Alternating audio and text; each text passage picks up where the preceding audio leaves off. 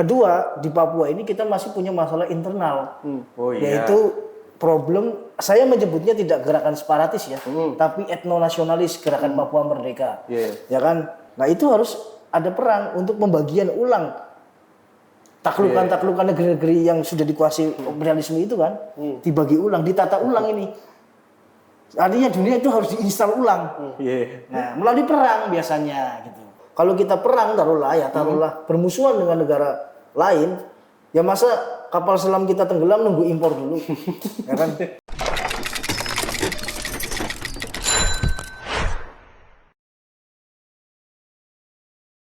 Oke, Tum. Siap. Kira-kira begitulah kondisi kita ini. Aduh. Loh. Guys. Oke. Sorry. Dari mana ini? Dari mana tuh? Habis dari pangkalan tuh. Pangkalan ojek. Iya, pangkalan ojek lah. Emang pangkalan militer. Loh, pangkalan militer di mana? Kayak yang di sono. Di mana tuh? Ada, nggak tahu. Kita tanya ketemu aja. Oke. Ma, apaan pangkalan militer? Iya. Kalau kita ngebaca nih, adalah beberapa media, cuman nggak terlalu banyak lah yang bahas. Katanya ada pembangunan ya, pangkalan militer Rusia di Papua. Cuman untuk tempatnya ya kita kurang spesifik ya. Itu kira-kira pengaruh nggak sih sama kondisi kita pada hari ini nih? Mempengaruhi nggak sih pada akhirnya ya? Ya. Kita tanya dulu ke Jenderal Bintang 7. Itu buyar Pak. Biar masuk angin. Jadi pusing kan kita. Gimana tuh? Ya, jadi kalau menurut saya isu tentang pangkalan militer itu tersebar memang betul di media internasional terutama. Itu tempatnya spesifiknya di Biak. Di Biak. Benar, tapi di Papua. Di Papua Biak itu memang Biak ini secara geopolitik sangat strategis ya. Dia berdekatan dengan Darwin, dengan Guam. Nah itu semua Darwin dan Guam itu adalah basis militer Amerika Serikat dan sekutunya. Nah itu kan secara historis ya kan Pasifik Selatan ya kita sebut. Di Biak itu kan berdekatan dengan pangkalan militer Amerika di Pasifik Selatan. Yang kita tahu waktu Perang Dunia Kedua, ingat ada serangan Pearl Harbor? Ya, benar. Nah, itu kan itu di Pasifik Selatan. Itu menjadi sumbu atau pusat peperangan Perang Dunia Kedua. Nah, menurut saya isu itu harus segera dikelirkan oleh pemerintah karena menurut saya itu akan berdampak pada hubungan internasional kita, terutama dengan coalition of the feelingnya Amerika gitu. Koalisinya Amerika dan sekutunya. Yang menurut saya ada Australia misalnya, ada Singapura, ada Malaysia kan mungkin, dan negara-negara Selandia Baru yang memang bloknya Amerika. Tapi tuh itu kan sudah dibantah tuh sama kedubes Rusia. Kedubes Rusia katakan itu nggak benar itu isunya. Itu gimana tuh? Ya tapi menurut saya walaupun sudah dibantah oleh kedubes Rusia atau ada beberapa pejabat yang mengontak saya dan menceritakan bahwa ini sebenarnya isu pemilihan Perdana Menteri Australia. Tapi menurut saya isu itu merugikan kita. Karena gini, selain itu bertentangan dengan politik bebas aktif, ya kan, yang ditelurkan oleh founding father kita dan non-blok, itu juga akan menimbulkan reaksi dari Amerika Serikat dan sekutunya. Kalau reaksinya adalah sanksi ekonomi, ya kan, dan operasi intelijen itu kan berbahaya. Apalagi secara internal kita punya masalah ekonomi, kita disanksi. Ya kan? Kedua, di Papua ini kita masih punya masalah internal, yaitu problem. Saya menyebutnya tidak gerakan separatis ya, tapi etnonasionalis, gerakan Papua Merdeka. Ya kan? Dia merasa punya nasionalisme sendiri, yaitu nasionalisme Papua kan. Nah itu bisa mengancam integrasi bangsa, keutuhan NKRI. Menurut saya harus segera direspon. Negara harus merespon secara resmi konferensi pers agar clear bahwa tidak ada pembangunan pangkalan militer Rusia di situ. Kalau menurutku itu penting menurut saya. Penting ya Tum ya. Gimana? Lu pangkalan apa lu? Pangkalan ojek aja lah kita biar aman. Biar nggak kena sanksi sama siapa-siapa, Pak. Karena kan begini, pada akhirnya kan dengan kondisi yang tadi dibilang, Indonesia udah diberatkan dengan sanksi tarif ekonomi. Terlebih kan Indonesia pun katanya udah melakukan diplomasi ke Amerika. Dengan adanya isu ini, pada akhirnya ya, ini kan terlalu sensitif Pak antara Amerika dan Rusia ya. Ya iya gagal, percuma aja yang dilakukan oleh diplomasi Indonesia pada akhirnya. Kalau misalkan ini nggak di-clearkan oleh di Indonesia ya, ujung-ujungnya tadi masyarakat Indonesia yang kena, integritas lagi yang kata ketum tadi. Segitu. Karena gini, isu ini kemudian memperkuat atau diperkuat atau linier dengan sikap pemerintah kita yang sudah menyatakan sikap masuk ke dalam bridge. Yes. Yang isinya adalah Brazil, Rusia, India, dan Cina. Iya. Yang kita tahu itu adalah blok yang berbeda dengan Amerika. Nah, ya kan itu kan semakin memperkuat persepsi itu. Oh, ternyata masuk bridge kemudian ingin membangun pangkalan militer Rusia di situ. Oh, punya poros baru kalian. Satu, diperkuat oleh bridge itu tadi. Yang kedua, situasi geopolitik kita hari ini sedang memanas. Kita tahu ada perang tarif dan kemudian saya sih memprediksi ke depan akan terjadi global disorder, kekacauan global. Karena kita tahu selama Amerika dipimpin Trump, itu dia bertentangan dengan kebijakan Amerika selama ini. Misalnya Amerika di tangan Trump itu banyak mengurangi perannya di dunia internasional. Kita tahu Amerika ini polisi dunia. Kita sebut world policeman kan. Polisi dunia yang selama ini menjamin keamanan dan kedamaian dan stabilitas kawasan. Misalnya gini, kontribusi Amerika di NATO itu 65% pendanaan militer di NATO. Nah, Amerika punya 750 pangkalan militer di seluruh dunia. Nah, itu untuk apa? Dalam rangka menjaga stabilitas terutama perdagangan via laut. Kita kan tahu perdagangan kita itu dominan di laut dan itu dijaga oleh pangkalan militer Amerika. Termasuk Cina menikmati dari sistem yang dibikin oleh Amerika kan? Pada akhirnya ya. Dengan perdagangan dia yang meningkat itu karena ada sistem yang dulu disepakati oleh atau yang kita sebut sebagai Washington Consensus yang kemudian pasca perang dingin menempatkan Amerika sebagai pemimpin dunia kan, negara superpower yang menjalankan sistem perdagangan dan moneter dunia. Nah, ini ketika Amerika mundur sebagai kekuatan pemimpin dunia misalnya yang dulu berkontribusi menciptakan stabilitas dan keamanan kawasan, itu saya kira dampaknya sangat tinggi. Jadi kekacauan yang ketum maksud itu kekacauan fisik gitu atau kekacauan proksi aja atau bagaimana? Kalau menurut saya gini, dulu misalnya ya dengan adanya kehadiran Amerika misalnya yang dianggap mengancam misalnya terorisme, ya kan, terus kemudian gerakan-gerakan yang ingin mengganggu perompak-perompak, ya kan? Itu kan diamankan semua oleh militer Amerika. Di seluruh penjuru dunia Amerika punya pangkalan militer termasuk untuk mengamankan perdagangan global kan. Nah, kalau Amerika mundur dari peran itu, bayangkan. Siapa? Pertanyaannya sederhana. Oke, teman-teman kan sering membanggakan Tiongkok kan, kemajuan Tiongkok. Apakah Tiongkok mampu menggantikan Amerika sebagai world policeman itu? Karena belanja militernya sangat tinggi dan Tiongkok tidak punya pangkalan militer sebesar Amerika dan sebanyak Amerika. Otomatis kalau kita mau ada shifting, pergeseran, di masa transisi itu pasti, taruhlah misalnya kita percaya Tiongkok bisa, ya kan? Walaupun ada potensi bangkrut ya, dengan membangun militer di seluruh dunia ya kan, seluruh kawasan. Taruhlah kita yakin Tiongkok bisa, tapi kan butuh waktu. Nah, selama waktu kosong itu, dunia ini akan seperti apa? Nah, menurut saya di sini adalah momentum Pak Prabowo. Ketika Amerika sudah menarik diri dari multilateral konsep, ya kan, Pak Prabowo ini harus mengangkat gagasan yang disebut Bung Karno sebagai dasar sila Bandung. Karena itu semangatnya bagaimana saling menghormati. Karena gini, ketika terjadi global disorder, yang terjadi sudah hilang kan patronnya, yang selama ini menjaga stabilitas kawasan itu hilang, ya kan? Terus yang terjadi apa? Homo homini lupus kan? Satu negara menjadi serigala bagi negara yang lain, saling berebut, ya kan? Orang akan ditekan. Kamu ikut Cina apa ikut Amerika? Kamu akan ikut Cina apa Amerika? Semua bersaing. Semua akan saling mencurigai dan semua akan bersaing secara militer dan siapa yang kuat dia yang menang. Iya. Nah itu yang berbahaya dalam proses transisi. Siapa yang akan menjadi pemimpin global selanjutnya kalau Amerika memang sudah tidak mampu menjadi pemimpin global, lantas kekosongan ini harus diisi dong. Nah, menurut saya kekosongan ini harus diisi oleh Dasar-Sila Bandung.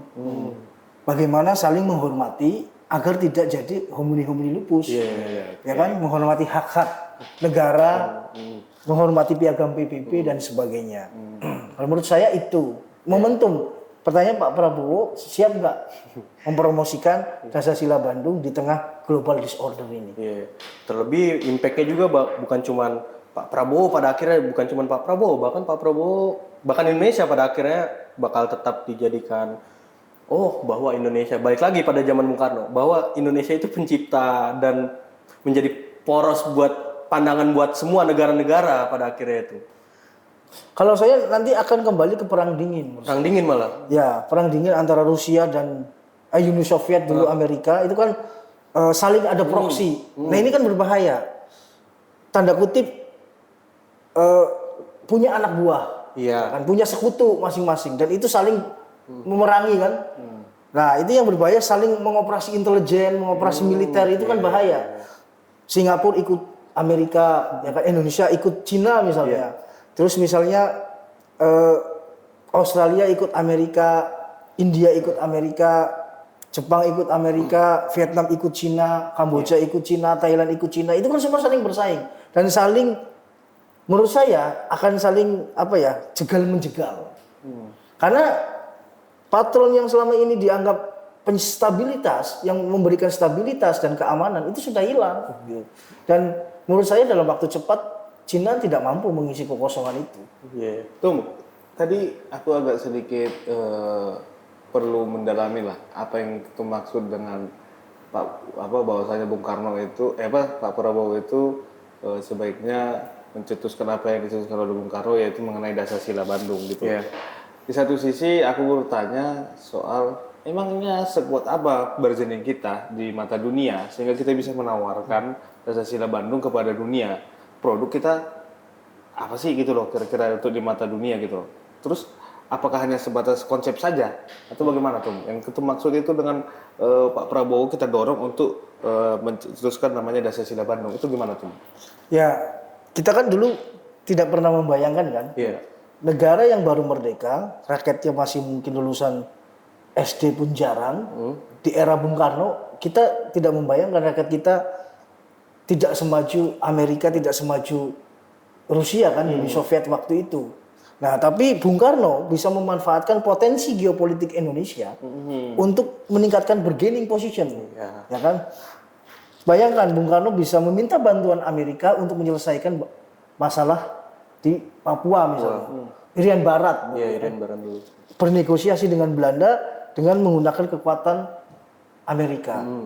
Bisa menggunakan kekuatan Rusia untuk memperkuat militer kita. Nah, Pak Prabowo harus bisa menjaga bandul ini seperti Bung Karno dulu, memanfaatkan potensi geopolitik kita untuk yang penting adalah kepentingan nasional kita bisa terwujudkan dengan kita memainkan politik bebas aktif dan non blok yang berorientasi pada kepentingan nasional kita, dan itu sudah dilakukan Bung Karno bisa, walaupun waktu itu Bung Karno dalam fase akhir perang dingin kan, yang dimenangkan oleh Amerika, ya kan, runtuhnya Uni Soviet, yang kemudian Bung Karno dianggap misalnya lebih dekat ke Rusia dibanding Amerika misalnya, atau Presiden Amerika Eisenhower itu tidak setuju dengan pikiran Soekarno tentang non blok atau GANEVO ya kan, GANEVO New Emerging Force ya kan, dianggap oleh Amerika itu mengancam kepentingan Amerika sehingga terjadilah kudeta di 65 itu.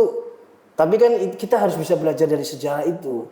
Nah, makanya Pak Prabowo menurut saya harus hati-hati dalam mengambil sikap politik internasional, jangan sampai kita dianggap bagian dari salah satu kubu aja. Karena kan kita nanti dianggap proksi.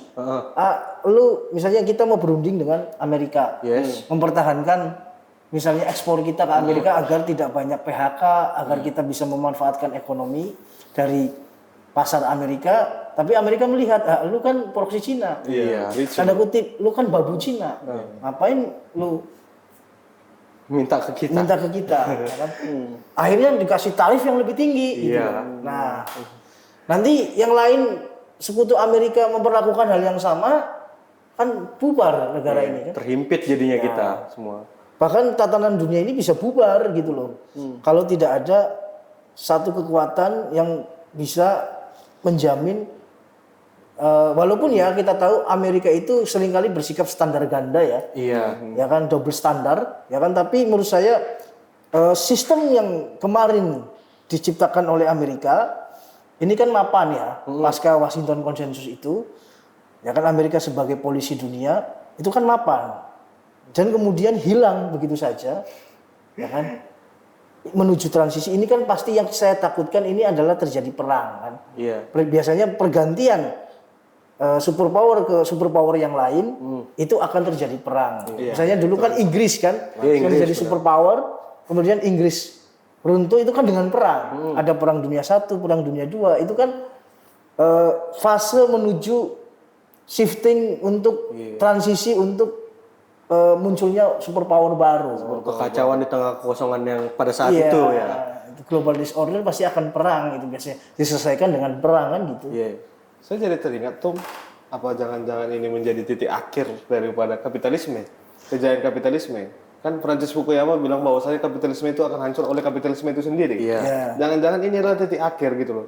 Nah, gimana itu tuh? Kalau kita merujuk Bung Karno, apa yang terjadi di Amerika hari ini, sikap-sikap Donald Trump itu, Bung Karno pernah menyebutnya sebagai, dulu kan dilakukan juga oleh Hitler, ya kan, yang fasis, yang proteksionis, yang ultranasionalis. Trump kan sama dengan Hitler. Dia lebih mementingkan kepentingan nasional. Amerika great again, ya kan? Amerika dianggap masa kejayaan Amerika harus kembali. Hitler kan sama juga.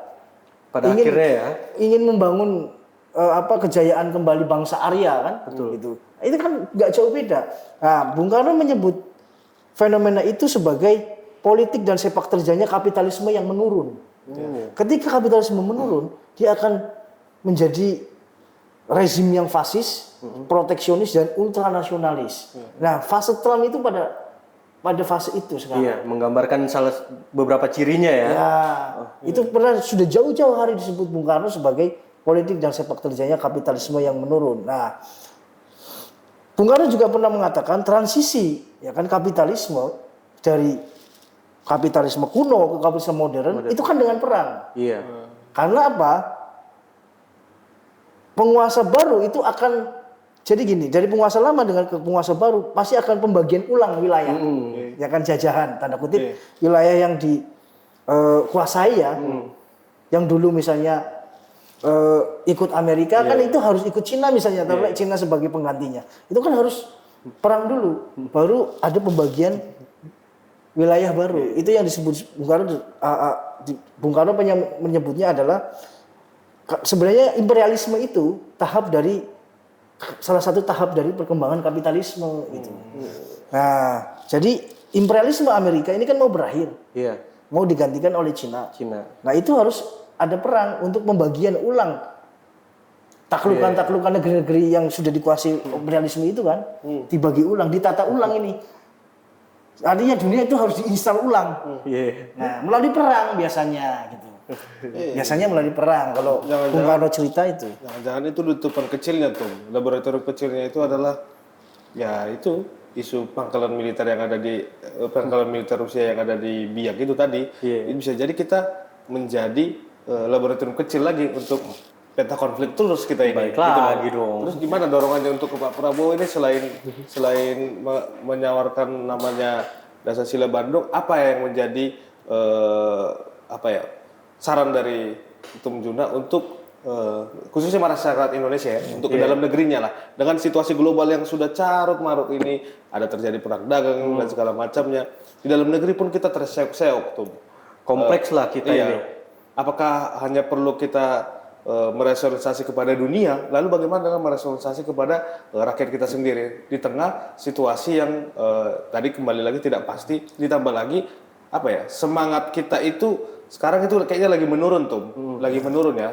Nasionalisme kita pun lagi menurun, walaupun Pak Prabowo sudah menyarankan kepada seluruh pemilik televisi wajib menyiarkan namanya Indonesia Raya setiap jam 6. Tapi bagi saya itu adalah bagian kecil gitu loh. Tapi yang paling besar adalah bagaimana rasa cinta tanah air ini nggak cuma sebatas hal-hal yang bersifat gimmick, melainkan lahir dan tumbuh itu dari dalam negeri gitu loh. Di satu sisi kita berhadapan juga dengan tagar yang disebut dengan tagar kabur aja dulu juga. Itu kan situasi kompleks juga di dalam negeri. Itu gimana tuh? Selain menawarkan dasar sila Bandung kepada luar negeri, ke dalam negerinya itu bagaimana tuh? Ya sebenarnya ada satu lagi ya yang perlu dipahami oleh pemerintah, bahwa hari ini juga konteksnya dulu kan orang berperang, ya kan, saling imperialisme, ya kan. Pertama itu mencari rempah-rempah, gula, dan sumber daya alam yang lain lah. Yang kemudian tahun 70-an orang berperang mencari minyak, ya kan. Konflik Timur Tengah yang tidak berkesudahan itu persoalan minyak itu, ya kan. Nah, hari ini menurut saya ada yang disebut the new oil, yaitu chip, semiconductor. Nah itu menurut saya kita sekarang masuk dalam ketegangan chip war. Karena kontestasi teknologi hari ini Amerika dengan Cina itu sangat panas ya. Betul. Ada Tesla, ada BYD, misalnya kan. Itu kan berebut pasar yang sebenarnya bergantung pada satu, yaitu chip semiconductor yang pusatnya ada di Taiwan. Ada di Asia Timur. Ada di Pasifik, ya kan? Nah ini yang berbahaya kalau ini meletus tadi. Kalau Amerika mundur sebagai polisi dunia, itu tidak menutup kemungkinan Cina bisa mencaplok Taiwan loh.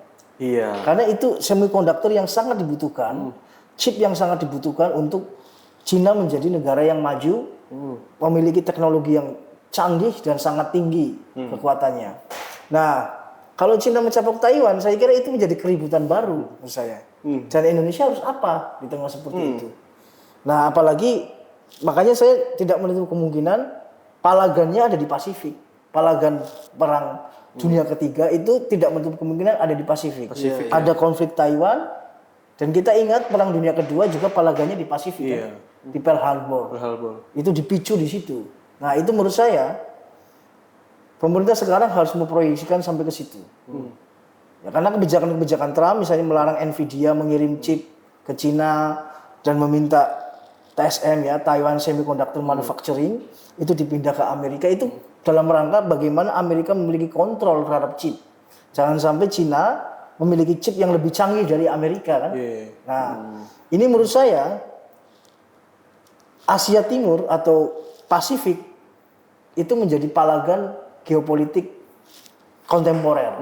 Dan ini pemerintah Indonesia harus, kalau saya sih saran ke Pak Prabowo ya, yang perlu diselamatkan pertama adalah industri dasar. Karena dalam keadaan disorder, global disorder, sudah tidak lagi ada patron, tidak ada lagi penjaga stabilitas kawasan, orang akan masing-masing mencari patronnya masing-masing atau berkompetisinya menjadi liar kan. Semua bisa merasa menjadi kekuatan global kan gitu. Nah, yang perlu diselamatkan, ini saran saya kepada pemerintah, selamatkan dulu industri basic, industri dasar. Jangan sampai kita impor. Kalau industri dasar itu kita impor, karena dunia sedang terfragmentasi, ya kan, semakin kacau, ya kan, sistemnya sudah disorder.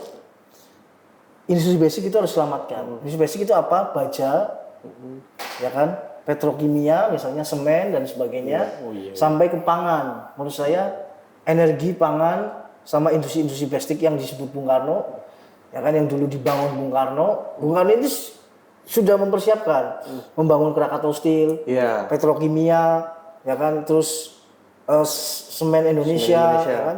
Itu dalam rangka agar kita menjadi negara industri yang mandiri. Karena kalau basicnya, bahan dasarnya kita impor, ya kita nggak bisa mandiri. Gitu. Ya kan, kalau baja kita masih impor, kalau kita perang taruhlah bermusuhan dengan negara lain, ya masa kapal selam kita tenggelam nunggu impor dulu, ya kan? Kan nggak mungkin. Nah itu Bung Karno menurut saya sudah jauh melihatnya. Makanya saya saran kepada Pak Prabowo, selamatkan industri dasar dulu, diperkuat, ya kan? Dan saya kira yang pangan bagus lah, Pak Prabowo sudah punya komitmen tentang swasembada pangan, dan itu kita harus apresiasi ya, objektif. Ya. Nah, tapi yang industri basic yang lain juga harus diselamatkan. Jangan sampai kita bergantung baja dari Cina, ya kan? Petrokimia itu bergantung pada Rusia, India, itu jangan juga gitu loh. Harus diperkuat, ya kan? Dulu Bung Karno membangun petrokimia, ya kan?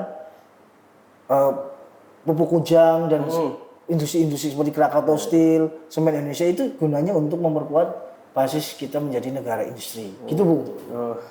Gimana? Keren banget ya, dalam Pada daging semua ini. Iya, pada akhirnya kan ya bacaan Bung Karno ini bukan pada saat yang kata orang itu ketika Bung Karno menulis itu ya pada saat kondisinya dia nggak bakal ada di zaman depan. Ternyata yang kita dengar sendiri kan masih relevan dan Bung Karno udah mempersiapkan konsep-konsep itu gitu loh. Betul. Dan nggak hilang nggak habis-habis. Iya. Terlebih kan nambahin dikit ya tuh kepekaan kebutuhan Indonesia itu pada akhirnya jangan cuman juga keluar negeri itu cuman minta duit, minta utang pada akhirnya. Kepekaan itu kan kadang hilang juga kalau menurut gue ya, menurut saya itu nggak peka terhadap diplomasi yang ada. Kita nggak tahu ya, ada apa enggak. Karena kan konferensi pers yang dikeluarkan, akan didiplomasikan, akan dikomunikasikan. Itu ternyata di masyarakat, ya mana gitu loh hasilnya, itu menjadi tagihan sendiri, trust-nya jadi turun lagi. Benar kata Ketum tadi, seharusnya penguatan itu harus ada, bukan cuman berdasarkan omong-omong aja pada akhirnya gitu loh. Kalau kita lihat ya, dulu Bung Karno ya, beliau embrio 8 ini kan sebenarnya dari Bung Karno, lembaga nuklir ya, kalau nggak salah pengembangan nuklir nasional. Dulu Bung Karno bekerja sama membangun pusat nuklir di Bandung, ya kan? Itu dengan Amerika. Di lain sisi, Bung Karno juga membangun PT PAL untuk membangun kapal induk agar kita bisa menciptakan kapal induk itu bekerja sama dengan Rusia. Nah artinya Bung Karno bisa memainkan bandul kontestasi global. Nah Pak Prabowo harus bisa, ya kan? Dengan semangat Dasar Bandung tadi, ya kan? Yang penting berorientasi pada kepentingan nasional. Jangan sampai kita dianggap ngeblok salah satu pihak, ya kan? Misalnya LG keluar, udah gampang. Biarkan keluar aja, nanti kan ada pabrik Cina ke sini. Nggak bisa begitu. Nggak bisa, ya. Harusnya utamakan kepentingan nasional dan kita harus win-win solution, sama-sama untung, ya kan? Dan kita harus menjaga politik bebas aktif dan posisi kita yang non-blok. Itu kita harus jaga, baik dari kebijakan ekonomi, belanja persenjataan, ataupun yang lain-lain, itu harus mencerminkan politik bebas aktif. Jangan sampai kita berat sebelah. Nanti akan disoroti, ini babunya Cina, ini babunya Amerika, ini kan bahaya. Poros baru nih. Nah, itu kan menurut saya kurang tepat lah. Kalau kita mengambil kebijakan tidak memperlihatkan semangat politik bebas aktif, Dasar Bandung, itu menurut saya agak membahayakan, riskan. Siap. Thank you. Jadi dapat poinnya. Untuk di dalam negeri itu Ketum Juna menyarankan namanya mempertahankan industri dasar, tapi secara geopolitiknya juga menawarkan namanya Dasar Bandung, yaitu bisa memainkan irama. Seperti apa yang dikatakan oleh Don Vito, jadikanlah musuhnya musuhmu adalah kawan. Oke. Cukup sekian. Terima kasih Tum ya. Terima kasih. Siap. Oke. Ya, Tum, makasih ya. Sama-sama.